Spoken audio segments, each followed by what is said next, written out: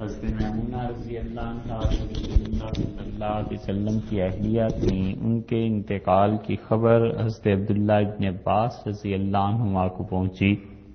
تو انہوں نے 2 نفل اس پہ پڑھے. تو لوگوں نے کہا حضرت یہ 2 نفل آپ نے کس وجہ سے پڑھے؟ انہوں نے کہا اللہ نے فرمایا ہے کہ مصیبت کے وقت اللہ سے مدد مانگو نماز کے ذریعے اور صبر کے ذریعے، اور اس سے بڑی مصیبت کیا ہوگی کہ رسول اللہ صلی اللہ علیہ وسلم کی ایک اہلیہ دنیا سے چلی گئیں اور ان کا انتقال ہو گیا. تو میں نے اللہ سے اس کے ذریعے صبر مانگا کہ خدا مجھے صبر کی، برداشت کی حوصلہ اور توفیق دے. اس لیے جب بھی کوئی غم پیش آ جائے، جب بھی کوئی دکھ پیش آ جائے، جب بھی تفکرات اور پریشانیاں بڑھ جائیں، تو ایک کام اللہ کے معاملے میں یہ بھی کرنے کا ہے کہ اللہ تعالیٰ سے نماز کے ذریعے مدد مانگے. یعنی 2 رکعتیں پڑھ لینی چاہیے، اللہ سے دعا مانگ لینی چاہیے کہ خدایا یوں حالات بگڑ گئے ہیں، یہ مصیبت پیش آ گئی ہے، یہ تکلیف پیش آ رہی ہے. تو اللہ تعالیٰ سے ہمیشہ پھر خیر کی دعا مانگنی چاہیے، اور یہ طے کر لینا چاہیے، وتیرہ بنا لینا چاہیے ساری زندگی کے لیے کہ ہم کبھی بھی اللہ سے شر کی دعا نہیں مانگیں گے، نہ اپنے لیے نہ کسی اور کے لیے. اچھی طرح بار بار اپنے ذہن کو بنانا چاہیے کہ میں ساری زندگی کسی کے لیے بد دعا نہیں کروں گی، ساری زندگی کسی کے لیے شر نہیں مانگوں گی، خدایا نہ اپنے لیے نہ دوسروں کے لیے. اور رسول اللہ صلی اللہ علیہ وسلم تو اس سے بھی بڑی بات ارشاد فرماتے تھے. آپ نے اپنی دعا میں کہا کہ خداوندہ میں نے کسی کو بد دعا دے دی ہو، میں نے کسی پہ لعنت بھیج دی ہو، میرے اللہ میں نے کسی کو برا بھلا کہہ دیا ہو، تو اس کے حق میں میری بد دعا کو قبول نہ کر اور اللہ اسے اپنی رحمت سے بدل دے. تو یہ دعا بھی اللہ سے کرتے رہنا چاہیے کہ خدایا کسی کا حق میرے ذمے رہ گیا ہو، میرا حق کسی کے ذمے رہ گیا ہو، کوئی بد دعا میں نے دے دی ہو، تو خدایا ان سارے معاملات کو عافیت کے ساتھ نپٹا دے. تو اس لیے مصائب اور تکالیف میں ہمیشہ نماز کی طرف توجہ رہے، اور اس کے ساتھ ساتھ کسی کے لیے شر نہ مانگا جائے، کسی کو بد دعا نہ دی جائے. صبر کر لے انسان، بعض اوقات بد دعا دل سے نکل جاتی ہے، اس پہ تو کوئی اختیار نہیں، اس پہ تو کسی کا زور اور بس نہیں چلتا، مگر اپنی زبان سے اپنی مرضی سے غصے کی حالت ہو، کوئی حالت ہو، کسی کے لیے بھی شر نہیں مانگنا چاہیے. اللہ سے ہمیشہ خیر کی طلب کرنی چاہیے، اپنے لیے بھی اور ہر ایک کے لیے، حتیٰ کہ اپنے دشمنوں کے لیے بھی اللہ سے خیر ہی مانگے. کیونکہ جب شر آتا ہے، جب تکالیف آتی ہیں، مصیبتیں آتی ہیں، تو بعض اوقات آدمی کو ان مصیبتوں میں خود بھی جھیلنا پڑتا ہے. مثلاً کسی عورت پہ ظلم ہوا اور اس نے کہا خدا اس گھر کو برباد کر دے. اب اس گھر میں اس کے دیور ہیں، اس کے شوہر کے عزیز ہیں، ساس ہے، کوئی اور ہے، تو اگر اس گھر پہ بربادی آئے گی تو اس کے اپنے بھی دکھ پہنچے گا کہ آخر یہ میرے رشتہ دار ہیں اور دیکھو ان کے ساتھ کیا ہو گیا ہے. تو کیا فائدہ انسان اپنے آپ کو دکھ میں ڈالے، اللہ سے خیر ہی مانگے. بس یہ دعا مانگنی چاہیے تھی کہ اللہ ان لوگوں کو ہدایت دے، خدایا ان لوگوں کو صحیح سمجھ کی توفیق دے. اور یہ دعا کرنی چاہیے تھی کہ اللہ تعالیٰ جس کی بھی غلطی ہے اسے درست فرما دے اپنی رحمت اور مہربانی کے ساتھ. اللہ کی ذات ایسی ہے جس سے شر مانگا ہی نہیں جاتا، اور اللہ تعالیٰ کی ذات ایسی ہے جس سے ہمیشہ رحمت اور خیر کی توقع بھی رکھنی چاہیے، اور خیر اور رحمت کے لیے دامن پھیلا کے، ہاتھ پھیلا کے، بڑے اصرار سے درخواست کر کے کہتے رہنا چاہیے، جو رسول اللہ صلی اللہ علیہ وسلم فرمایا کرتے تھے کہ اللہم اغفر لی وارحمنی، اللہ ہمیں معاف فرما دے، اللہ ہم پر رحمت فرما. اور قرآن کریم میں اللہ تعالیٰ نے فرمایا وَقُلْ رَبِّ اغْفِرْ وَارْحَمْ، اور آپ اللہ سے دعا کرتے رہیے کہ پروردگار درگزر فرما اور رحمت فرما، وَأَنْتَ خَيْرُ الرَّاحِمِينَ، اور اے اللہ تو سب سے زیادہ رحم فرمانے والا ہے. یہ چیزیں ہیں جو اللہ سے مانگنے کی ہیں، ان کے ذریعے نماز کے ذریعے، اس طرح مانگنے کے ذریعے اللہ سے تعلق چھوڑنا چاہیے۔ اور دوسری چیز جو اللہ کے ذکر میں نہایت اہم چیز ہے وہ ہے قرآن پاک کی تلاوت۔ قرآن پاک کی تلاوت کے سلسلے میں جو تلاوت کے آداب ہیں ان کا خیال کرنا چاہیے۔ زندگی کے جتنے کام ہیں بہت سے ایسے ہیں جو ادب اور سلیقے کے ساتھ کیے جائیں تو زیادہ مناسب لگتے ہیں، اللہ نے اس میں زیادہ اپنا قرب رکھا ہے۔ قرآن پاک کی تلاوت کے سلسلے میں ادب کا طریقہ یہ ہے، بلکہ یہ تو ضروری ہے کہ باوضو ہو کے قرآن کو چھوا جائے، اور اگر چھونا نہیں ہے، زبانی پڑھنا ہے تو بھی بہتر یہ ہے کہ وضو کے ساتھ پڑھا جائے، اور اگر وضو نہ ہو تو بھی پڑھا تو جا سکتا ہے، اجازت ہے اس کی۔ اسی طرح قرآن پاک کو عزت، ادب، احترام کے ساتھ رکھنا چاہیے۔ پچھلے زمانوں میں یہ دستور تھا، اس پہ غلاف چڑھا دیتے تھے، اسے عزت سے رکھتے تھے،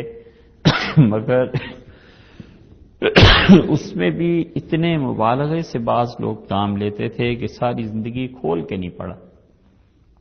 اور غلاف پہ غلاف چڑھائے گئے، یہ بھی غلط بات ہے۔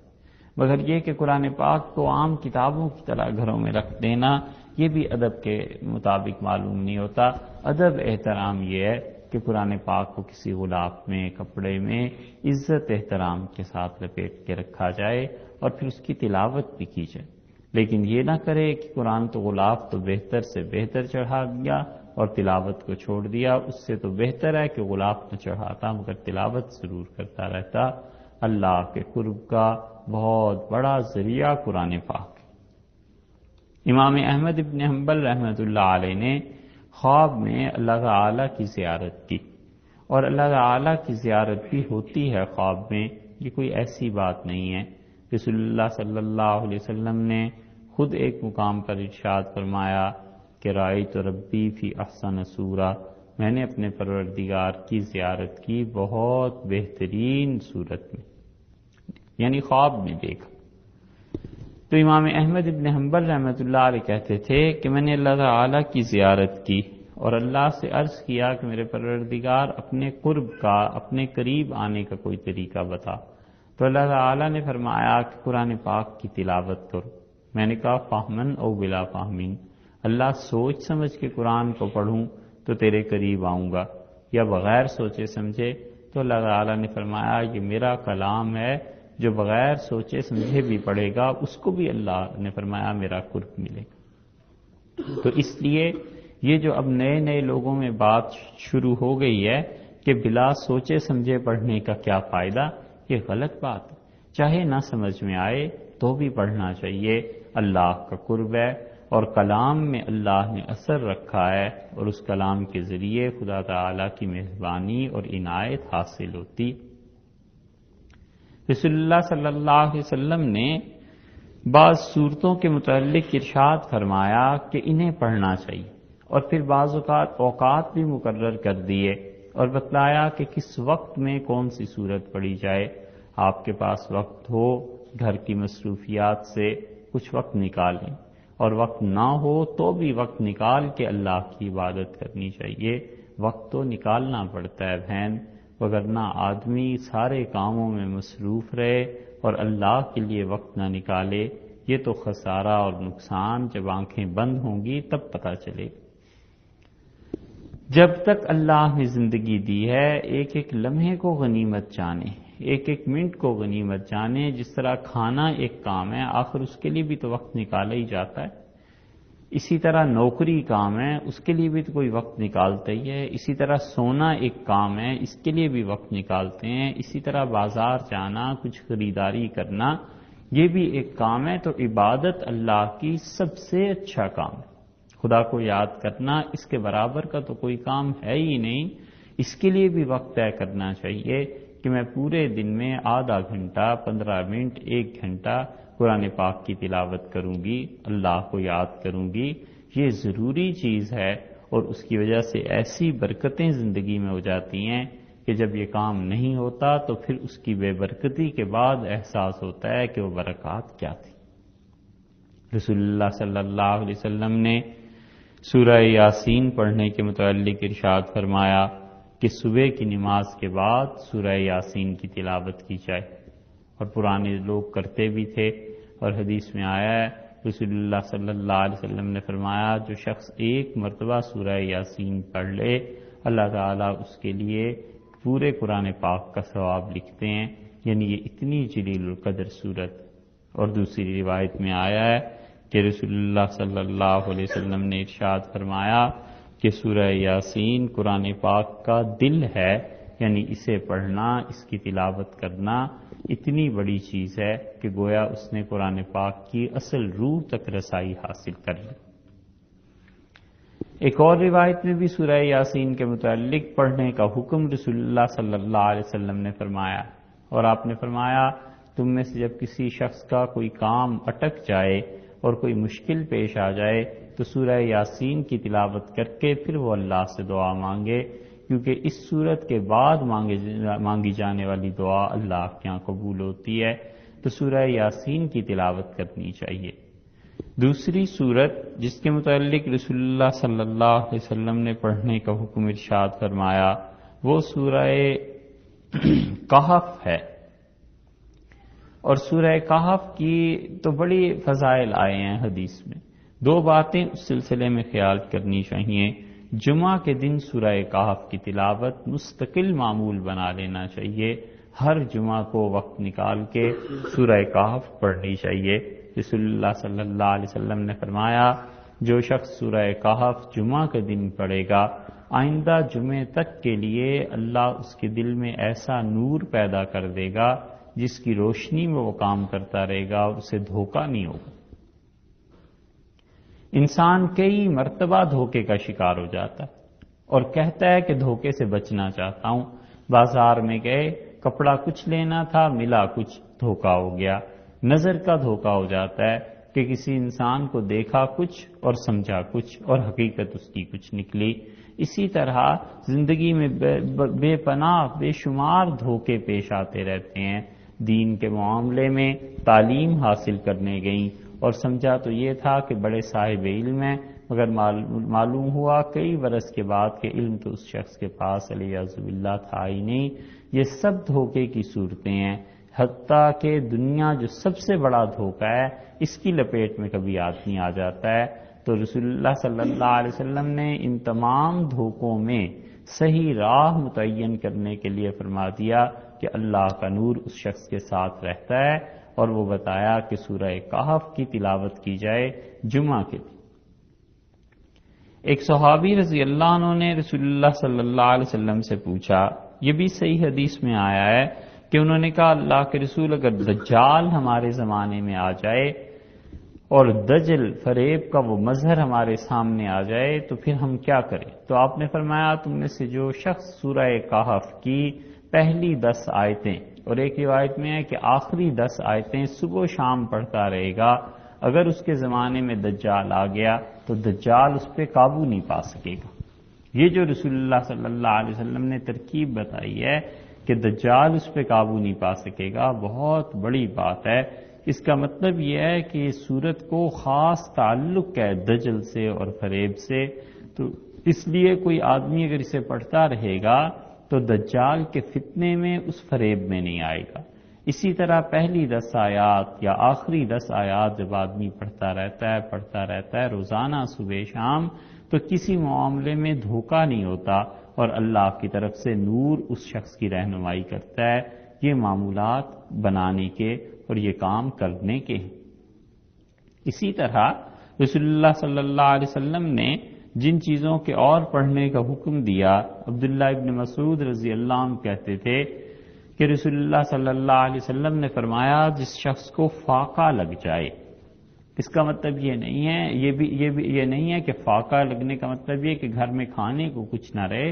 اس کا مطلب یہ بھی ہے کہ کسی انسان کا رزق اس کی ضروریات کو کافی نہ ہوتا۔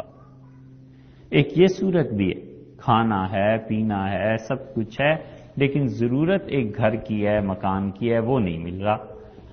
مکان مل گیا گاڑی کی ضرورت ہے وہ نہیں مل رہی، الغرض جتنی ضروریات زندگی کی ہیں کسی انسان کو یہ پیش آ جائیں اور اس کا کوئی بندوبست نہ ہو رہا ہو، تو رسول اللہ صلی اللہ علیہ وسلم نے فرمایا روزانہ جو بھی سورہ واقعہ کو مغرب کے بعد پڑھتا رہے گا اللہ اس کے لیے غیب سے بندوبست پیدا کر دے گا اور غیب سے خدا اس کے سامان مہیا فرمائے۔ تو جو کام کرنے کا ہے وہ یہ ہے کہ سورہ واقعہ کو روزانہ مغرب کے بعد پڑھ لیا جائے۔ روزانہ پڑھنے میں کیا ہوگا، 1-2 مہینے پڑھنے کے بعد وہ یاد ہی ہو جاتی ہے اور 3-4 منٹ میں آدمی پوری سورت کو پڑھ لیتا ہے۔ اس کی تاثیر یہ ہے کہ رسول اللہ صلی اللہ علیہ وسلم نے ارشاد فرمایا کہ اس آدمی کو غیب سے خدا تعالی رزق دے دے گا۔ عبداللہ ابن مسعود رضی اللہ عنہ کا اس صورت پر اتنا اعتبار تھا، اتنا یقین تھا انہیں کہ حضرت عثمان رضی اللہ عنہ کے زمانے میں جب ان کا انتقال ہو رہا تھا مدینہ طیبہ میں، تو حضرت عثمان رضی اللہ عنہ ان کی عیادت کے لیے آئے اور انہوں نے کہا کہ ابن مسعود آپ کی بیٹیاں ہیں زیادہ اور ان کا بھی بندوبست کچھ ہوا نہیں ہے، اور آپ جتنی رقم کے لیے ارشاد فرمائیں میں بیت المال سے اتنی رقم مہیا کر دوں۔ عبداللہ ابن مسعود رضی اللہ عنہ نے انکار کیا، انہوں نے کہا میں اپنی ذات سے کچھ پیش کر دوں گا، آپ حکم فرمائیں۔ تو عبداللہ ابن مسعود رضی اللہ عنہ نے کہا کہ میری بیٹیاں روزانہ سورہ واقعہ کو مغرب کے بعد پڑھتی ہیں، اور رسول اللہ صلی اللہ علیہ وسلم نے فرمایا تھا جو مغرب کے بعد روزانہ سورہ واقعہ کو پڑھتا رہے گا اللہ تعالیٰ غیب سے اس کے اسباب اور سامان پیدا کر دیں گے۔ اتنا یقین تھا ان حضرات کو رسول اللہ صلی اللہ علیہ وسلم کے ارشادات پہ۔ تو یہ کام بھی کرنے کا ہے کہ مغرب کی نماز کے بعد روزانہ 5-7 منٹ نکال کے سورہ واقعہ پڑھ لی جائے۔ آپ دیکھیے مغرب کی نماز سے عشاء کی نماز تک ان ممالک میں 2-2 3-3 گھنٹے ہوتے ہیں۔ کون سا مشکل کام ہے، 5 منٹ نکال لیں اور 5 منٹ میں سورہ واقعہ پڑھ لی، مغرب کی نماز پڑھ لی، بس اللہ کی یہ یاد اور خدا کا قرب بھی حاصل ہوگا اور اس کے ساتھ ساتھ دنیا کے کام بھی بنیں گے۔ بعض اوقات انسان کو معیشت کے مسائل جب پیش آتے ہیں تو وہ اتنے گھمبیر ہو جاتے ہیں کہ پھر دل نہیں لگتا، دل چاہتا ہے پہلے معاشی مسئلے حل ہوں پھر کچھ عبادت کریں۔ کبھی کبھی یہ حقیقت ہوتی ہے اور کبھی یہ دھوکہ بھی ہو جاتا ہے۔ تو اس لیے جہاں تک ہو سکے انسان ان فرمودات پر عمل کرتا رہے جو رسول اللہ صلی اللہ علیہ وسلم نے فرمائے ہیں اور جو انہوں نے حل بتلائے۔ تیسری صورت جس کے متعلق رسول اللہ صلی اللہ علیہ وسلم نے فرمایا کہ انی لوددت، میرا جی چاہتا ہے کہ میرا ہر امتی اسے یاد کر لے، وہ سورہ ملک ہے، 29ویں پارے کی پہلی صورت ہے، اور آپ نے فرمایا الا انہا واقعۃ، لوگوں یاد رکھو یہ صورت قبر کے عذاب سے نجات دیتی ہے۔ ایک مرتبہ ارشاد فرمایا کہ یہ قبر کے عذاب سے بچانے والی چیز ہے۔ ایک صحابی رضی اللہ عنہ کہتے ہیں کہ ہم ایک غزوے میں گئے اور جہاد میں سب لوگوں نے خیمے لگائے، اور وہ رسول اللہ صلی اللہ علیہ وسلم کے پاس 2 آدمی آئے اور انہیں عرض کیا اللہ کے رسول جہاں ہم نے اپنا خیمہ لگایا ہے اس زمین سے سورہ ملک کے پڑھنے کی آواز آ رہی۔ تو رسول اللہ صلی اللہ علیہ وسلم نے فرمایا یہ شخص سورہ ملک پڑھتا تھا اور اللہ نے اسے قبر میں بھی اجازت دے دی کہ سورہ ملک پڑھتا ہے۔ یہ قبر کا معاملہ بھی عجیب ہے، انسان کو بظاہر معلوم ہوتا ہے کہ جس عمل کے ساتھ خاص تعلق تھا قبر میں بھی اس اللہ کے بندے کو اجازت مل جاتی ہے کہ وہ یہی چیز کرتا ہے۔ حضرت موسیٰ علیہ السلام سے اللہ تعالیٰ نے فرمایا تھا کہ اقم الصلاۃ لذکری، موسیٰ مجھے یاد کرنے کے لیے نماز پڑھا کیجئے، تو وہ کثرت سے خدا کے سامنے جھکتے تھے، بہت نماز پڑھتے تھے، اور حال یہ ہو گیا ان کا نمازوں کی کثرت کا کہ رسول اللہ صلی اللہ علیہ وسلم نے فرمایا جب میں معراج میں گیا تو میں نے ان کی قبر میں جبریل علیہ السلام نے مجھے ایک ٹیلے کے پاس، بیت المقدس کے پاس، مسجد اقصیٰ کے پاس ایک طرف اشارہ کیا اور کہا یہ دیکھیے، تو آپ نے فرمایا میں نے دیکھا تو موسیٰ علیہ السلام اپنی قبر میں کھڑے ہو کے نماز پڑھ رہے تھے، اللہ نے وہاں بھی انہیں اجازت دی تھی۔ اور آپ نے فرمایا عمر اگر تو مجھے میرے ساتھ ہوتا تو میں تجھے بتاتا کہ وہاں پہ موسیٰ علیہ السلام کی قبر کہاں ہے، اور وہ مٹی کے نیچے آ گئی ہے، بہت سی تہیں اس کے اوپر جم گئی ہیں، مگر رسول اللہ صلی اللہ علیہ وسلم کو دکھایا گیا کہ موسیٰ علیہ السلام قبر میں بھی نماز پڑھ رہے ہیں۔ تو اسی لیے کہتے ہیں کہ آدمی کو چاہیے جب موت کا مرض آ جائے، جب وفات کا یا جب بڑھاپا آ جائے تو کوئی نہ کوئی نیک عمل بس اپنا معمول بنا لے، کیونکہ آدمی جس چیز پہ مرتا ہے قبر میں بھی اسی کے ساتھ مصروف رہتا ہے، پھر حشر میں بھی اسی کے ساتھ اٹھایا جاتا ہے۔ تو اس لیے یہ بڑھاپے کی بات تو ایسے ہی ہے، زندگی میں ہمیشہ معمول کچھ نہ کچھ رکھنا چاہیے۔ موت نے کون سا یہ طے کیا ہے کہ بڑھاپے میں ہی آؤں گی اور جوانی میں نہیں آؤں گی؟ نہ آدمی گناہ میں پڑے نہ اس مصیبت میں پھنسے، ہمیشہ نیکی کے کام کرتے رہنا چاہیے۔ تو موسیٰ علیہ السلام کو قبر میں بھی نماز کے لیے اجازت ہوئی، یہ اللہ کا بڑا شرف اور اللہ کا بڑا فضل ہے۔ حضرت ثابت بن نانی رحمۃ اللہ علیہ تھے، غالباً ان کا انتقال ہو گیا، اور جو لوگ ان کو دفن کر رہے تھے ان میں سے کسی آدمی کی جیب سے کچھ پیسے گر گئے۔ اب وہ تدفین سے فارغ ہو کے جب گھر پہنچا تو اس نے پیسے دیکھے، وہ نہیں تھے،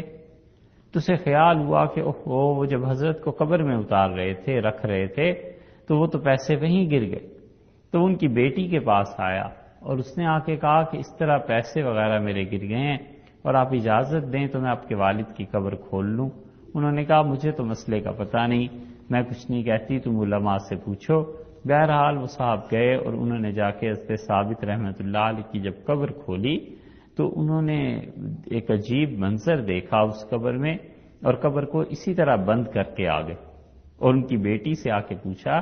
کہ آپ کے والد کوئی خاص دعا مانگتے ہوں؟ تو وہ سوچتی رہی، پھر کہنے لگی یہ پتہ ہے کہ والد جب تہجد میں اٹھتے تھے تو بڑی لمبی نماز پڑھتے تھے اور کہتے تھے کہ خدایا مجھے اس نماز سے اتنی محبت ہے کہ اگر کسی کو قبر میں اجازت ہوتی ہو تو مجھے بھی ہو جائے۔ تو صاحب کہنے لگے کہ میں اسی لیے حاضر ہوا ہوں کہ میں نے جب قبر کھولی تو وہاں تو وہ کھڑے ہو کے نماز پڑھ رہے تھے۔ انہوں نے کہا میں نے انہیں اس حال میں دیکھا کہ وہ قبر میں کھڑے نماز پڑھ رہے تھے، یہ ایک عجیب عالم تھا اور میں نے اسے چھوڑ دیا اور قبر کو بند کر دیا۔ یہ چیزیں پیش آ جاتی ہیں، جو انسان جس مصروفیت میں دنیا سے گیا آخرت میں بھی اس کا یہی حال ہو جاتا ہے۔ امام احمد ابن حنبل رحمۃ اللہ علیہ کے متعلق لکھا ہے، وہ اپنے ساتھیوں میں سے کسی کے متعلق کہتے تھے، اب ان کا نام تو خیال میں نہیں رہا، لیکن امام احمد ابن حنبل رحمۃ اللہ علیہ کے اصحاب کے جو تذکرے ملتے ہیں، حنبلی فقہا کا جہاں ذکر ہے اس میں لکھا ہے امام احمد رحمۃ اللہ علیہ فرماتے تھے ہمارے ایک دوست تھے اور انہیں کتابیں پڑھنے کا بڑا شوق تھا، جب دیکھو حدیث کی کتاب، تفسیر کی کتاب، جب دیکھو مطالعہ اتنا زیادہ کرتے تھے کہ گویا زندگی میں اور کوئی کام ہی نہیں ہے پڑھنے کے علاوہ۔ تو فرمایا امام احمد رحمۃ اللہ علیہ نے کہ میں نے جنت میں دیکھی ایک مرتبہ خواب میں، اور گھر ایک محل پورا دیکھا کتابوں ہی سے بنا ہوا تھا، اس کے ستون بھی کتابوں کے، اس کی چھت بھی کتابوں کی، اس کی دیواریں بھی اللہ نے کتابوں کی بنوا دی۔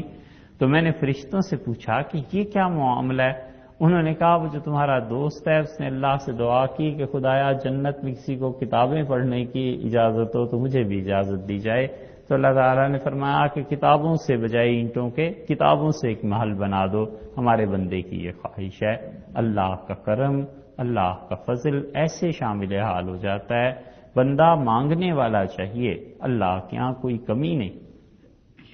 تو جو سورہ ملک کے متعلق آیا ہے کہ وہ قبر میں پڑھ رہے تھے، تو آدمی قبر میں بھی مصروف رہتا ہی ہے، کچھ نہ کچھ تو کرتا ہی ہے، بشرطے کہ اس کے اپنی زندگی کے اعمال درست ہوں۔ تو اس لیے سورہ ملک کو پڑھنے کے متعلق رسول اللہ صلی اللہ علیہ وسلم نے فرمایا کہ سونے سے پہلے جو سورہ ملک پڑھتا رہے گا قبر کے عذاب سے اسے نجات مل جائے گی۔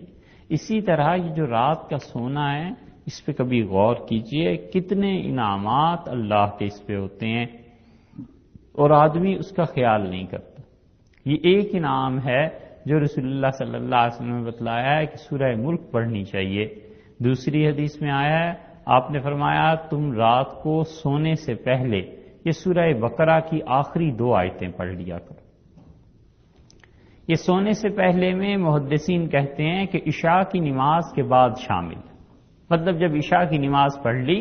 تو اس کے بعد کا جتنا وقت ہے اس میں یہ عمل ہو سکتے۔ سونا تو اب رات کو فرض کیجئے 1 بجے ہوا اور عشاء کی نماز 9 بجے پڑھ لی، تو 9 کے بعد 10 بجے 9:30 بجے عشاء کی نماز پڑھ کے جب یہ چیزیں پڑھ لیں تو گویا یہ رات کو سونے کے حکم میں داخل ہو گئیں. یہ جو فضائل آئے ہیں انشاءاللہ مل کے ہی رہیں گے. رسول اللہ صلی اللہ علیہ وسلم نے فرمایا رات کو سونے سے پہلے سورہ بقرہ کی آخری 2 آیتیں پڑھ لے جو شخص لم یکتب من الغافلین، اللہ اس کے لیے لکھ دیتے ہیں، لکھوا دیتے ہیں اپنے فرشتوں سے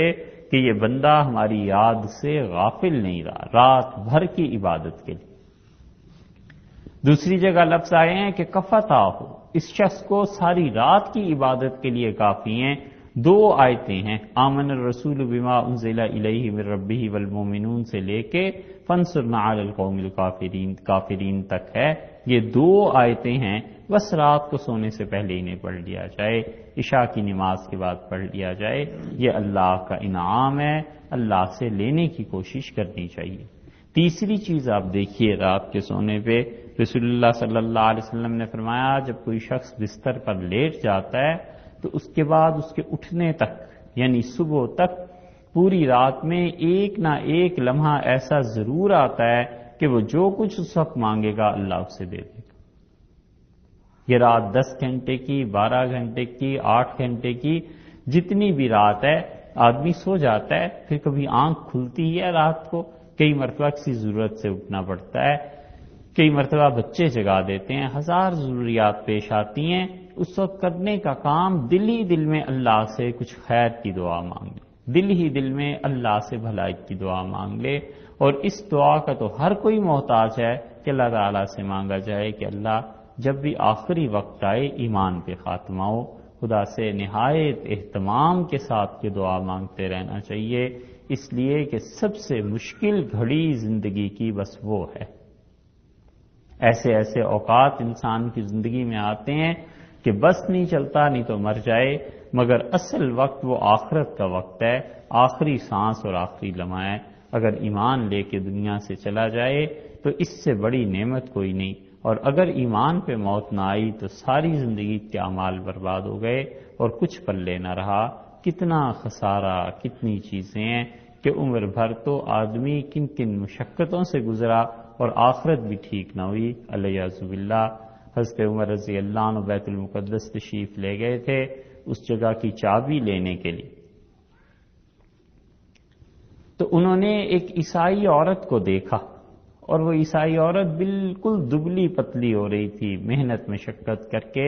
اور محنت کے آثار اس کے چہرے پر نمایاں تھے. حضرت عمر رضی اللہ عنہ نے اس بڑھاپے میں اسے دیکھ کر رو پڑے اور قرآن کی آیت پڑھی. انہوں نے فرمایا عاملۃ ناصبہ، کتنے ہی چہرے جو مشقت سے اعمال کر کر کے تھک گئے ہوں گے، مشقت میں پڑے ہوئے ہوں گے، اترے ہوئے چہرے ہوں گے، تسلا نارن حامیہ، اور دہکتی ہوئی آگ میں جھلسا دیے جائیں گے. یہی حال ہو جاتا ہے کہ اگر ایمان پہ موت نہ آئے تو یہ سب کی سب چیزیں ایسے ہی بیکار چلی جاتی ہیں. اللہ سے اس کا فضل مانگنا چاہیے اور ہمیشہ یہ خدا سے دعا اہتمام سے کرنی چاہیے کہ آخری وقت ایمان کا وقت. اسی طرح رسول اللہ صلی اللہ علیہ وسلم نے سورہ دخان کے متعلق بھی ارشاد فرمایا کہ رات کو سونے سے پہلے وہ پڑھ لی جائے. سورہ دخان کو پڑھنا، مسلسل اس کی تلاوت کرنا، اللہ کے فرشتے رات بھر اس کے لیے دعا کرتے ہیں. تو اللہ کے ذکر کا یہ دوسرا طریقہ ہوا گویا کہ تلاوت ایسی چیز ہے جو اللہ تعالیٰ کا قرب انسان کو نصیب کرتی ہیں. مزید اس سلسلے میں باتیں انشاءاللہ پرسوں آپ کی خدمت میں عرض کریں گے. کل کچھ کام ایسا ہے یہاں ہوں گا نہیں، میں کہیں جانا.